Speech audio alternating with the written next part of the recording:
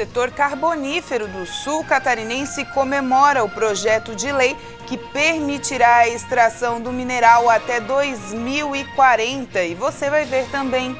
Pesquisadores britânicos disseram que vacinas da Pfizer e da AstraZeneca são eficazes contra os efeitos da Omicron. Ministro da Saúde informou que ingrediente ativo IFA poderá ser usado em breve no país. A insônia pode estar atingindo boa parte dos brasileiros, principalmente depois da pandemia. Via Rápida poderá ganhar uma extensão em breve até o Balneário Rincão. Essas e outras notícias você acompanha a partir de agora no Informe Região.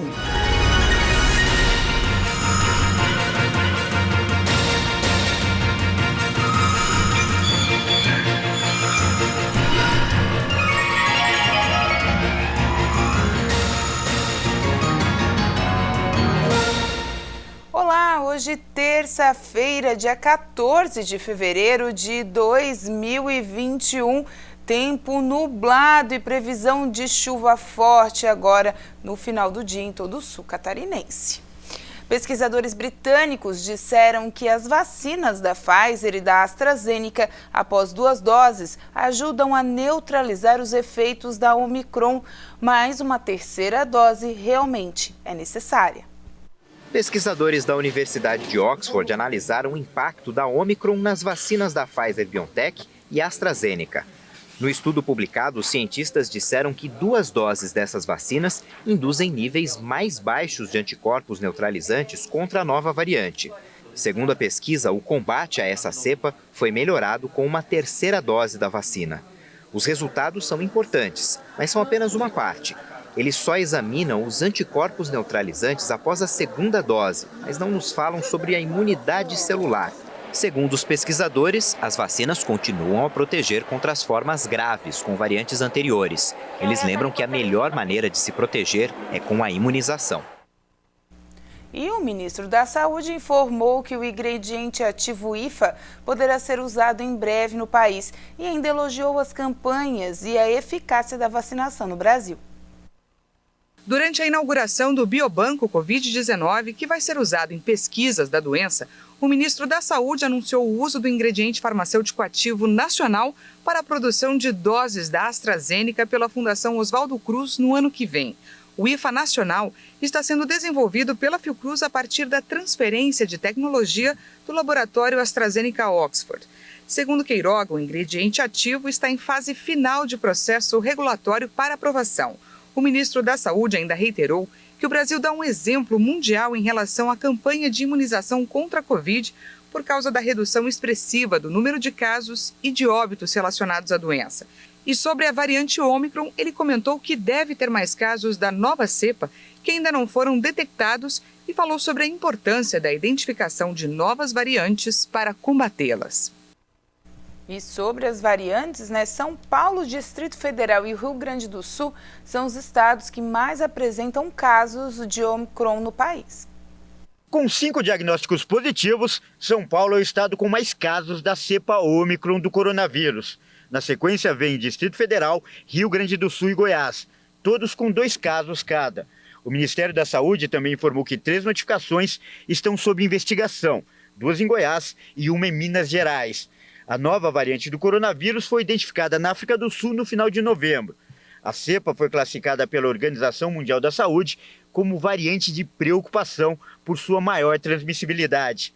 Com isso, a comunidade internacional voltou a apertar as restrições para conter o vírus. Os cientistas confirmaram que estudos iniciais indicam que há uma maior chance de reinfecção pelo coronavírus com a Omicron, mas também afirmam que as vacinas atuais permanecem eficazes contra o vírus. Até o momento, a Pfizer garantiu que uma terceira dose de sua vacina consegue neutralizar a variante. E mesmo apresentando falhas no sistema, o Ministério da Saúde exige o passaporte da vacina para que segue viagem. Ele continua valendo essa exigência e para você aí que vai viajar ou está vindo do exterior, vai ser necessário. A exigência do comprovante de vacinação da Covid-19 tem efeito imediato e vale para os estrangeiros que quiserem entrar no Brasil, conforme anunciou a Anvisa. A agência informou em nota que notificou todos os postos de fronteira, especialmente nos aeroportos, para exigir o comprovante e instruir os viajantes. A medida tem efeito imediato, sem prazo de adequação e, por isso, demanda da Anvisa a realização de avaliações pontuais, especialmente com relação aos passageiros que já estavam em trânsito. Por isso, a Anvisa passou a cobrar o comprovante de vacinação para os que chegaram em voos internacionais nesta segunda-feira, ao mesmo tempo em que realiza avaliações pontuais para evitar que os viajantes sejam prejudicados. A nova medida do governo federal tem o objetivo de atender decisão do Supremo Tribunal Federal.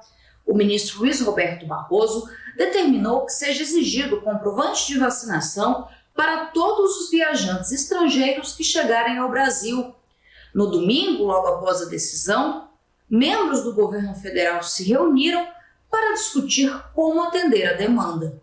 Barroso determina que a substituição do comprovante de vacina pela quarentena, conforme prevê a portaria interministerial do governo federal, só poderá ser aplicada aos viajantes que não puderem tomar a vacina por motivos médicos, que venham de países onde não há vacina disponível para todos ou por motivos humanitários excepcionais. Para o ministro, a medida é urgente por causa do aumento das viagens no fim de ano e pelo risco do Brasil se tornar um destino comum aos que são anti-vacina. A ação, que pede que o governo federal adote providências seguindo recomendação da Anvisa, foi movida pelo partido Rede. A decisão será submetida ao referendo do plenário virtual, em sessão extraordinária que começa à meia-noite desta quarta-feira e termina às 11h59 da noite de quinta, dia 16. A seguir, insônia, mal que afeta grande parte dos brasileiros, principalmente após o início da pandemia.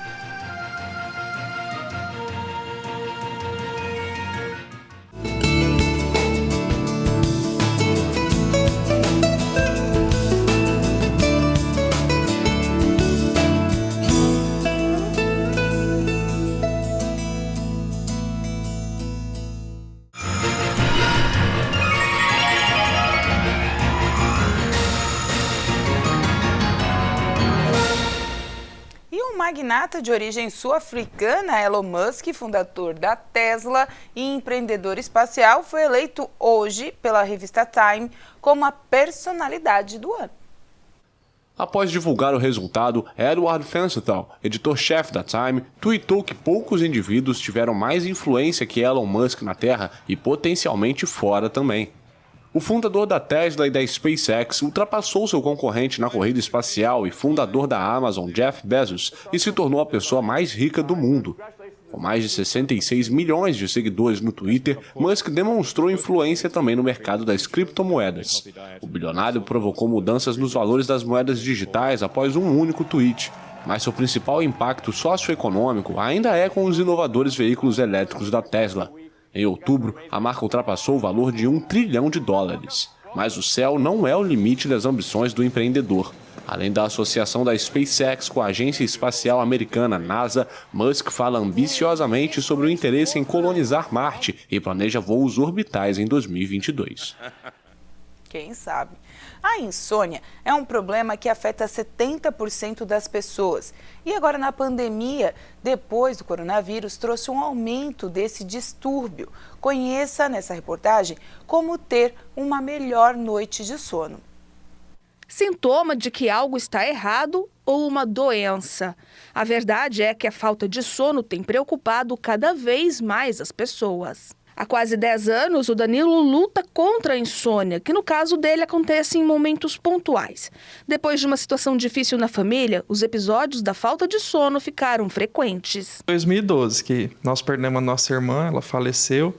E aí, naquele momento de tristeza, eu comecei a perceber que o sono tinha ido embora junto com ela.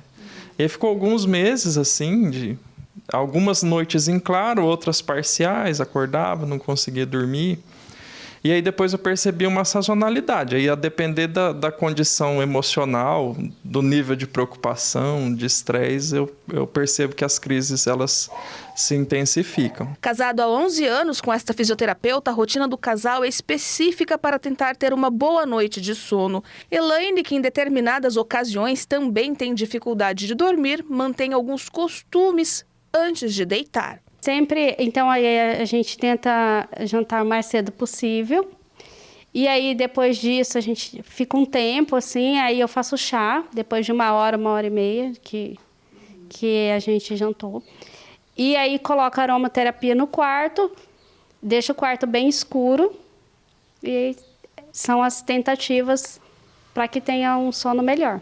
Mas para entender melhor do que se trata toda essa mudança no sistema que rege o sono, vamos primeiro entender o que é a insônia. A insônia ela é uma dificuldade de você iniciar o sono, manter ou despertar precoce, mas dentro das condições ideais do sono, né? Quando o paciente vem dizendo que tem um quadro de insônia, você tem que avaliar se às vezes esse paciente tem uma privação de sono, está se pondo para dormir num horário mais restrito por alguma necessidade do dia a dia dele, se ele tem um ambiente adequado ali no momento que ele vai dormir, se ele tem outras condições como uma ansiedade muito grande, né, que isso dificulta o sono dele, o que está acontecendo ali ao longo do dia, não somente à noite com o paciente. Olha só que dado interessante, uma pesquisa realizada pela Academia Americana de Medicina do Sono entrevistou diversas pessoas ano passado, no começo da pandemia, e 20% dos entrevistados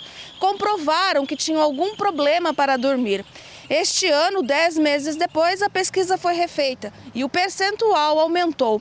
Agora, 60% dos entrevistados relataram algum problema para dormir. A gente tem essa conhecimento de que o vírus ele tem um neurotropismo que chama, então ele causa essa questão da alteração da memória e a alteração do sono também, fora os pacientes que tiveram internados, né, e também tem alteração em relação ao quadro de sono. Ainda de acordo com a especialista, é importante manter, além da qualidade de vida, a rotina, a prática de exercícios físicos, também a higiene do sono.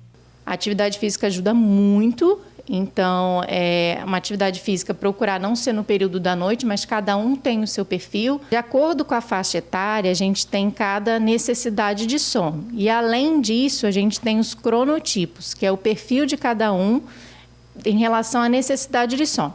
Então, a gente tem paciente que é mais vespertino, a gente tem paciente que é mais matutino, ou seja, paciente que acorda cedo, vai dormir muito cedo, e tem aqueles pacientes que vão dormir muito tarde e acordam muito tarde. Tem paciente que tem necessidade de 6 horas de sono, tem paciente que tem 8 e tem paciente que tem mais. A questão é você avaliar quando você acorda, você tem a sensação que você teve um sono restaurador, que você dormiu bem, que você acordou mais disposto. Isso é extremamente importante. O governo de Santa Catarina encaminhou para a Assembleia Legislativa um projeto de lei que trata da isenção de ICMS para diversos medicamentos, como para as insulinas, remédios de atrofia muscular, espinhal e para a fibrose cística, entre outros. Nesse momento, então, o governo de Santa Catarina, através da Secretaria de Estado da Fazenda, encaminhou para a Assembleia Legislativa um projeto de lei que trata da isenção de ICMS para diversos medicamentos. A proposta, que concede ou renova vários incentivos fiscais, abrange diferentes tipos de insulina, remédios para atrofia muscular espinhal e para fibrose cística. Também estarão isentos do imposto mais de 80 medicamentos destinados ao tratamento do câncer, além de 30 produtos intermediários destinados à fabricação de medicamentos utilizados pelos portadores do vírus HIV. As isenções de medicamentos são todas concedidas por convênios. Normalmente esses convênios têm prazo de validade. E anualmente o CONFAS renova e prorroga essas isenções desses medicamentos que são muito importantes para a população e que são de alto custo, né? Tem medicamentos, isenções que não são de alto custo, como aquelas de medicamentos relacionados no nosso anexo 1, mas tem medicamentos para esclerose, medicamentos para AIDS, são medicamentos extremamente caros e que o contribuinte, para ter acesso, precisa de uma ajuda, né, do Estado, e o Estado anualmente, praticamente anualmente, renova todas essas isenções. Por tratar de assunto de natureza tributária, o projeto de lei será analisado apenas pela Comissão de Finanças e Tributação da Assembleia Legislativa antes de ser votado em plenário. Tá certo, então. Vamos conferir agora as vagas de emprego que são destaque no site da SIC. Uma vaga em técnico de eletrônica ou técnico em eletromecânica. 2 vagas de analista de faturamento. 1 vaga de auxiliar de TI. 1 vaga de atendente de informática de celular. 1 vaga de auxiliar administrativo faturamento. 1 vaga de mecânico de linha pesada. 1 vaga de mecânico de automóveis. 2 vagas de soldador. 2 vagas de motorista. 1 vaga de instalador de adesivos. 1 vaga de analista de marketing, 2 vagas de soldador serralheiro, 1 vaga de estoquista, 1 vaga de auxiliar contábil, 1 vaga de auxiliar de compras e 3 vagas de auxiliar de limpeza. Essas e outras vagas podem ser encontradas no site da SIC, rededetalentos.com.br. A seguir, setor do carvão comemora a PL que permite a operação até 2040.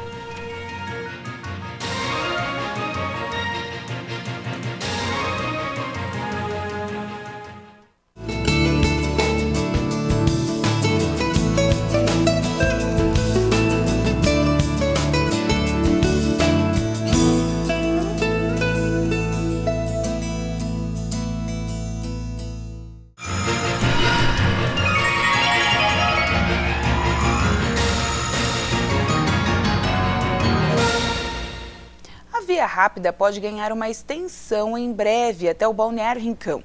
O projeto foi apresentado pela Unesc, a direção da SIC e a outros setores da região. Os técnicos da Universidade do Extremo Sul Catarinense, a Unesc, apresentaram nesta segunda-feira o projeto de extensão da Via Rápida da BR-101 até o Balneário Rincão. O projeto prevê cerca de 9 quilômetros em pistas duplas, com 5 viadutos e uma ponte de trajeto, além da iluminação de todo o trecho. Junto com o projeto executivo, foram entregues os estudos ambientais simplificados e o levantamento socioeconômico. O traçado leva em consideração as características topográficas, condições geotécnicas e fundiárias, além do melhor eixo de desenvolvimento regional. Conforme o coordenador do Centro de Engenharia e Geoprocessamentos da Unesc, Jori Ramos Pereira, a proposta é iniciar no final da Via Rápida, na BR-101, com uma alça sentido sul, ficando a cerca de 600 metros da via atual e seguindo em paralelo a esse trecho. O investimento previsto é na casa de 135 milhões de reais, num prazo de execução de 3 anos. Agora, o próximo passo será uma audiência com o governador Carlos Moisés para apresentar o projeto, sensibilizando a importância desta obra para a melhoria da trafegabilidade, contribuindo para o desenvolvimento da região sul. A conclusão do projeto inicialmente estava prevista para abril do ano que vem, porém o trabalho foi antecipado. Agora serão realizados os protocolos nos 2 departamentos responsáveis para a liberação técnica do processo, o IMA, o Instituto do Meio Ambiente, e a Secretaria de Estado da Infraestrutura, que pode determinar se o projeto está dentro dos padrões de rodovias estaduais. A partir dessas aprovações, o projeto estará apto para ser licitado. Uma previsão otimista para o início das obras seria o final de 2022. E o setor carbonífero da região sul de Santa Catarina encerra o ano com uma grande notícia: a aprovação do projeto de lei 712/2019, que garante a continuidade da atividade carbonífera até 2040, frente à atual legislação, que só garantiria até 2027. A votação aconteceu na noite de ontem no plenário da Câmara dos Deputados. O setor carbonífero encerra o ano com uma grande notícia: a aprovação da Lei PL 712/2019, que teve o texto alterado através de uma emenda apresentada pelo deputado federal Ricardo Guide, do PSD. A proposta do parlamentar garante a continuidade da atividade carbonífera até 2040, frente à atual legislação, que só garantiria até 2027. A votação aconteceu na noite desta segunda-feira no plenário da Câmara dos Deputados. Nós aprovamos no plenário da Câmara dos Deputados uma emenda de minha autoria que trata de um plano de transição energética justa para o carvão mineral sul-catarinense. Atualmente existe a garantia de fornecimento do carvão até o ano de 2027 e através da nossa emenda a gente conseguiu estender para pelo menos 2040. Esse plano se preocupa muito com os aspectos tanto sociais como econômicos e ambientais. Na área econômica, a importância do carvão é inegável, movimenta mais de 6 bilhões de reais por ano, impactando na economia de 15 municípios. Na área social, que eu julgo a mais importante, são mais de 20 mil empregos diretos e indiretos, impactando na vida de mais de 80 mil pessoas.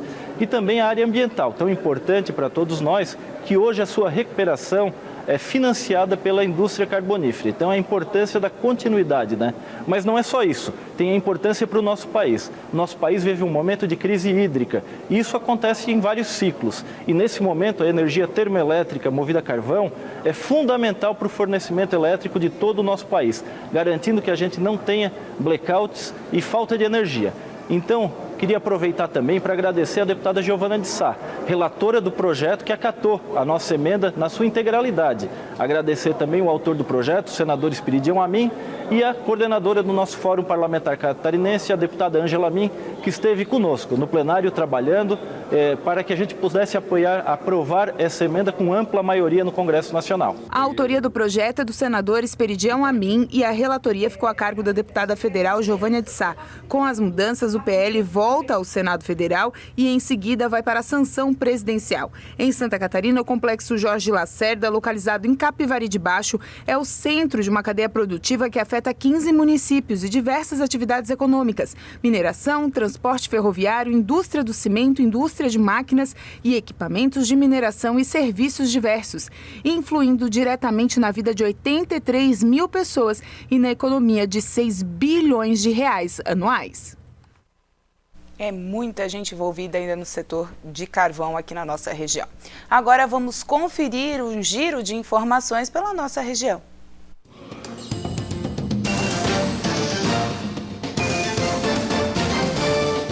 Foi lançado hoje o Comitê da Bacia do Rio Uruçanga, na sede da Associação dos Municípios da Região Carbonífera, ANREC. O plano já está pronto há mais de um ano, mas o lançamento foi adiado devido à pandemia da Covid-19. A cerimônia contou com a presença do secretário do Estado de Santa Catarina do Meio Ambiente, Leonardo Porto Ferreira. O plano foi elaborado pela Universidade do Sul de Santa Catarina, Unisul, com acompanhamento do Comitê de Gerenciamento da Bacia Hidrográfica.